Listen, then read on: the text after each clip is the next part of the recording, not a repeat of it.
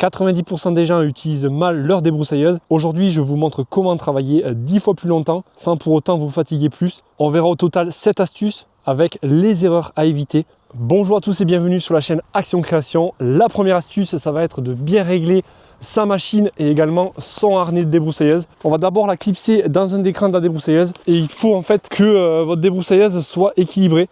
Là personnellement c'est pas terrible, ça me tire derrière. En gros je vais descendre un peu les bretelles de chaque côté car moi je suis quand même assez grand. Pour savoir si c'est la même longueur de chaque côté, eh bien vous prenez vos deux morceaux comme ça et vous comparez un peu les deux. Là on voit que j'en ai fait un peu trop d'un côté. Donc on va essayer de faire à peu près pareil sur les deux. Et en fait si je lâche tout, on voit que la débroussailleuse elle part un peu trop vers la gauche. Et moi j'aime bien avoir la débroussailleuse plutôt vers la droite sur le harnais. Pour éviter ça on va venir détacher un petit peu à ce niveau là. Et de suite ça l'envoie beaucoup plus vers la droite. Et ensuite vous allez pouvoir régler au petit cran ici pour pouvoir l'équilibrer au maximum. Donc là hop je viens la clipser ici. Il faut surtout que le poids soit équilibré sur les deux épaules, que ça ne force pas que d'un côté. Si je lâche la débroussailleuse comme ça, elle est quasiment équilibrée. Une autre chose pour savoir si son harnais est bien réglé, il faut que la tête de débroussailleuse elle soit pas trop haute au niveau du sol. En gros dès que vous lâchez tout, il faudrait que la tête de débroussailleuse soit à environ 5 cm à peu près au-dessus du sol. En gros si votre débroussailleuse elle est à 40 cm au-dessus du sol, ça veut dire que le harnais est mal réglé et qu'il vous faut redescendre un petit peu au niveau des bretelles ici pour vraiment que ça soit plus proche du sol. Après je vous cache pas que c'est une question en fait d'habitude. Vous commencez à débroussailler, si vous avez trop mal au dos, et bien vous pouvez rajuster et resserrer un peu de chaque côté. Et on a aussi la poignée à venir régler à ce niveau là, que l'on peut plus ou moins faire venir vers soi. Par exemple là le harnais il n'est pas hyper bien mis. Pourquoi? Parce que la débroussailleuse en fait est trop à droite je trouve. C'est-à-dire que dès que je vais repartir vers la gauche, hop, je peux pas tourner. J'ai cette partie là qui me gêne. Voilà, là on va tirer un peu sur cette partie. Normalement ça va être beaucoup mieux. Ce qu'il faut savoir c'est qu'il ne faut pas donc la porter avec les bras. Ça paraît logique, il faut que la débroussailleuse en fait flotte tout seul et qu'elle soit bien équilibrée. Et surtout ce qui est important c'est d'avoir un bon harnais. Là c'est un harnais pas trop mal de chez Stihl. Il vaut mieux investir quand même dans du bon matos. Quand vous débroussaillez, en fait, vous avez le choix de prendre plus ou moins large au niveau de la coupe.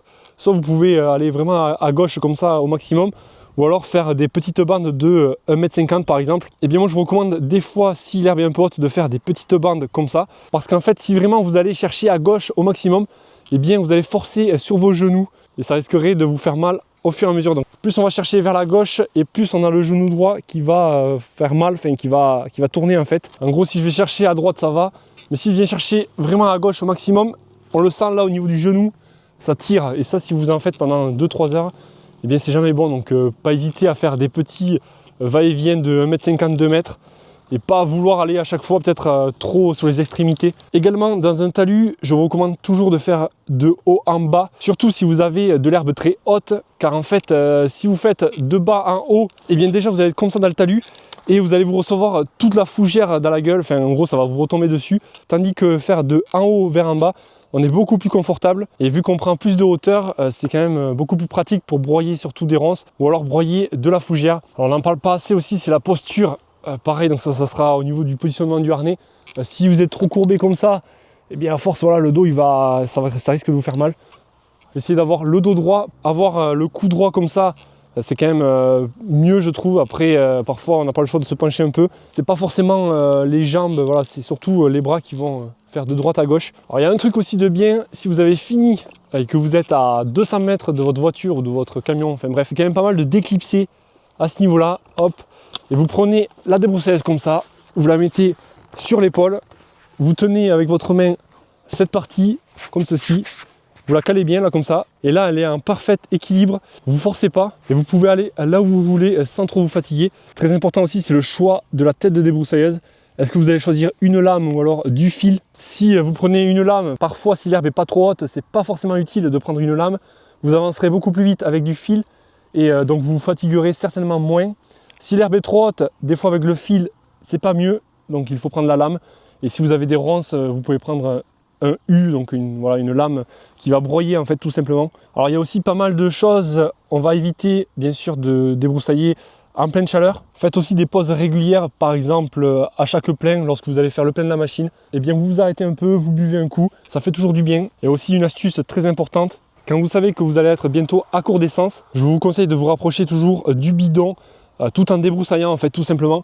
Si vous êtes à 50 mètres du bidon d'essence, eh bien vous refaites une bande dans l'autre sens jusqu'à ce que vous arrivez quasiment au bidon d'essence. Je vous recommande aussi d'avoir toujours du fil de rechange dans votre poche, très intéressant sur des grands chantiers par exemple, pour éviter pareil de devoir faire des allers-retours pour rien. Ce qui est important aussi je trouve, c'est de maintenir une accélération constante. Si vous faites des allers-retours comme ça, enfin des va-et-vient, ça risque de vous fatiguer à force au niveau du poignet.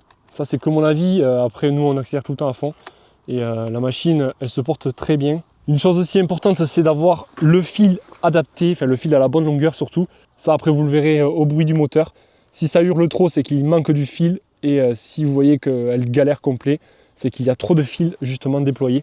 Alors l'erreur classique, ça va être de porter la machine avec les bras, donc de ne pas adapter le harnais comme il faut, être penché en avant également. Utiliser une machine pas assez puissante, après vous y pouvez rien malheureusement si votre machine n'est pas puissante.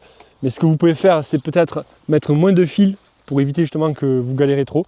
Si cette vidéo vous a aidé, pensez à vous abonner à la chaîne Action Création pour d'autres conseils sur les débroussailleuses. Moi je vous dis à la prochaine, passez une excellente journée. Allez, ciao ciao.